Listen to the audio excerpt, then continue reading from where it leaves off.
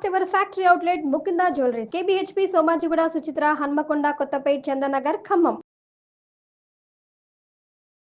నమస్తే రమగారు. నమస్తే జయ. రమగారు, మనకు కార్తీకంలోనే క్షీరాబ్ది ద్వాదశి వస్తుంది, అంటే తులసి కళ్యాణం చేస్తాము. అలానే కార్తీక మాసం అంతా కూడాను చాలా మందికి తులసి దగ్గర దీపం పెట్టుకునే అలవాటు ఉంటుంది కదండి. చాలా విశేషంగా ప్రతిరోజు చేసే పూజా విధానం అయితే ప్రత్యేకంగా చేస్తాము ఈ కార్తీకంలో కదా. అవును. తులసి యొక్క విశిష్టత, ఈ క్షీరాబ్ది కళ్యాణం, ఇవి వీటి విశిష్టతలు ఏంటి రమగారు? మామూలుగా 2 ఏకాదశులు వస్తాయి ప్రతి నెలలో కదా. అవునండి. ప్రతి నెలలో వచ్చే 2 ఏకాదశులకి జనరల్ గా అందరం ఉపవాసం ఉండటము, ద్వాదశి నాడు భోజనం చేయటము మనకు విధానంగా కనపడుతుంది. అయితే ఆషాఢ శుద్ధ ఏకాదశి నాడు దేవసేని ఏకాదశి అని చెప్పబడుతుంది. తొలేకాదశి అంటాం. అవును. అప్పుడు విశేషంగా సేవిస్తాం. విష్ణుమూర్తి ఆ రోజున నిద్రలోకి వెళ్తారని, ఆయన యోగ నిద్రలో ఉంటాడని ఆ రోజు నుంచి మొదలుపెట్టి 4 నెలల పాటు చాతుర్మాస్య దీక్షగా చేస్తారు. 4 నెలలు నడుస్తుంది. ఈ 4 నెలల్లో మన ఆ 4వ నెల చివరి భాగం ఇదనమాట, కార్తీకంలోని ఏకాదశి. దీన్ని ఉత్థాన ఏకాదశి అంటారు. భగవంతుడు నిద్రలేచే ఏకాదశి. ఈ ఏకాదశి నాడు స్వామివారు నిద్రలేస్తారు. ద్వాదశి నాడు ప్రజలందరికీ దర్శనమిస్తాడు ఆయన. అయితే ఈ రోజున తులసి ధాత్రి కళ్యాణం అని విశేషంగా చేస్తారు. తులసి కొమ్మని తెచ్చి తులసి చెట్టులో ఈ ఒక ఉసిరి కొమ్మని పెట్టి ఆ రెండిటికి వివాహము అన్నట్టుగా చేసుకుంటాం. ఈ రోజున ఏంటంటే ఈ ఉసిరి చెట్టుని, కాయలతో ఉన్న ఉసిరి కొమ్మలే మనకు బజారంతా దొరికేస్తాయి. అవును. తీసుకొచ్చి తులసి కొమ్మతో పాటు, తులసి చెట్టుతో పాటు ఈ ఉసిరి కొమ్మని కూడా పెట్టి రెండిటికి, 2 వృక్షాలకి పూజ చేసి దీపాలు, విశేషంగా దీపమాలికలు, దీపాలు అవి సమర్పించి, పువ్వులు అవి సమర్పించి, ధూపదీప నైవేద్యాలు చేసి ఒక వివాహ క్రతువులాగా చేతొచ్చినంతగా దేవాలయాల్లో వాట్లలో విశేషంగా చేస్తారు. ఈ నెలలో ఏంటంటే ఈ ధాత్రి తులసి, అది మన ఉసిరి తులసి రెండిటికి చాలా ప్రత్యేకమైన పూజా విధానం నడుస్తుంది కార్తీకంలో. కార్తీక నెల మొదటి నుంచి చివరి దాకా కూడా మనం తులసి పూజ చేసుకుంటాం. తులసి ముందు దీపం పెడతాం. ఈ 365 ఒత్తులు వెలిగిస్తామా పౌర్ణమికి, అప్పుడు తులసి చెట్టు సమక్షంలో వెలిగిస్తే విష్ణు సన్నిధానంలో వెలిగించినట్టే. అవును. దేవాలయానికి వెళ్ళి వెలిగించే వాళ్ళు అక్కడ వెలిగించుకుంటారు. ఆ అవకాశం లేని వాళ్ళు ఇంట్లో కూడా మన లోపల దేవుడి దగ్గర ఒక దీపారాధన చేసి, బయట పెరట్లోనూ వాకిట్లోనూ ఒక తులసమ్మ కోట ఉండి మనకి రెగ్యులర్ పూజా విధానం చేసుకునేందుకు ఒక చెట్టు ఉంటే అక్కడ గనక దీపం పెడితే విష్ణు సన్నిధానంలో దీపం పెట్టిన ఫలితం లభిస్తుంది. ఈ దేవతా వృక్షాలలో ధాత్రి కూడా, ఉసిరి చెట్టు చాలా ప్రత్యేకమైంది ఈ కార్తీకంలో. అవును. ఉసిరి చెట్టు మొదట్లో కూడా దీపం పెడతారు. ఉసిరి చెట్టు ఉంటే చెట్టు ప్రదక్షిణ చేసుకుంటారు. అవును. వనభోజనాలకు వెళ్ళినప్పుడు కూడా ఉసిరి చెట్టు ఉండాలి. ఎక్కడైతే విస్తారంగా ఉసిరి చెట్లు ఉన్నాయో అక్కడే వనభోజనాలు చేయాలన్న నియమం కూడా ఉంది. ఈ ఉసిరి చెట్టు కిందే ఏం చేస్తారు, సాలగ్రామ ఆరాధన చేసుకుని అక్కడ వనభోజనాలు చేసుకుంటారు. ఇది విశేషమైంది. అందుకని ఈ విధానాన్ని పాటిస్తాం.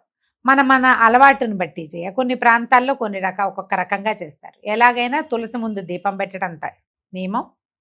ఈ ఉత్థాన ఏకాదశి మర్నాడు క్షీరాబ్ది ద్వాదశి అంటారు. ఈ ద్వాదశి నాడు ఇది పెట్టడం.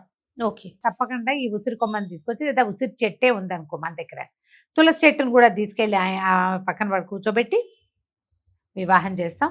ఇది చాలా ప్రత్యేకమైన రోజుగా చెప్పబడుతుంది. మనం ఏకాదశులు ఏవి పాటించినా పాటించకపోయినా, ఒకటి తొలేకాదశి, రెండోది హరిబోధిని ఏకాదశి, 2 పాటిస్తారు. కార్తీకంలో ఇప్పుడు మనం ఉపవాసాలు ఉండవలసిన రోజులు కదా. అవునండి. ఈ 2 ఏకాదశులు వస్తాయి కదా. ఈ 2 ఏకాదశులు విశేషంగా ఇప్పుడు కనుక మనం ఆ ఉపవాసం ఉండి ద్వాదశి నాడు పారణ చేస్తే అత్యద్భుతమైన ఫలితం లభిస్తుంది అంటారు. కార్తీకంలో మనం పురాణం కూడా వింటాం. ఈ వినేటప్పుడు ఈ ఏకాదశి కథ మహాత్యము అదంతా కూడా మనకి పురాణ గాథల్లో కనిపిస్తుంది.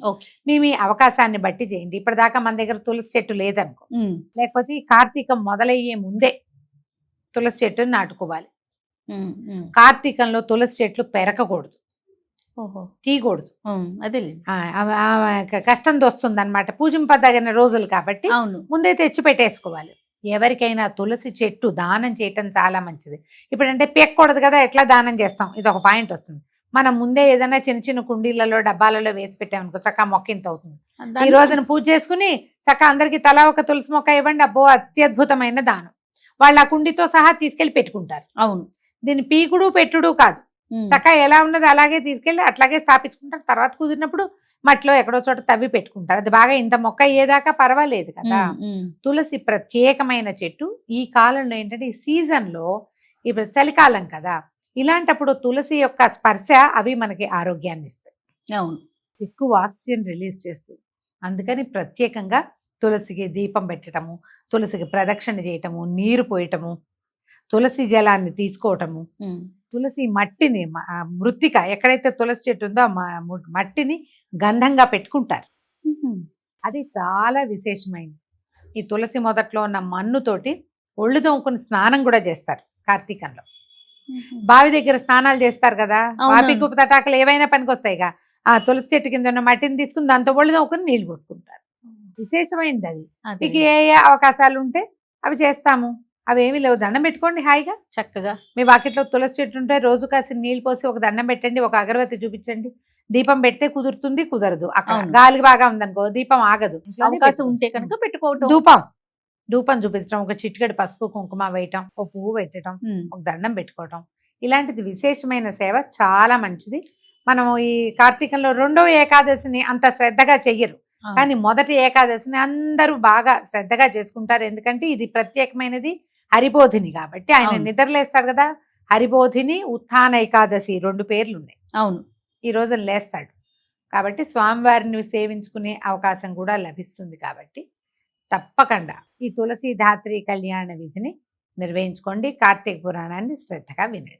అలానే ఇప్పుడు 365 ఒత్తులు కూడా కొంతమంది తులసి ముందే వెలిగించుకుంటారు. అవునవును, దేవుడి ముందు కొంతమంది తులసి ముందు, లేదా ఆలయాలకు వెళ్ళి కూడా చేస్తారు. మన అవకాశాన్ని బట్టి, సమయాన్ని బట్టి, అలవాటుని బట్టి, అవకాశాన్ని బట్టి మనం ఇంట్లో, వాకిట్లో, లేదా దేవాలయంలో, ఎక్కడ కావాలంటే అక్కడ నదీ తీరాలకు వెళ్ళి వెలిగించుకునే వాళ్ళు కూడా కనపడతారు.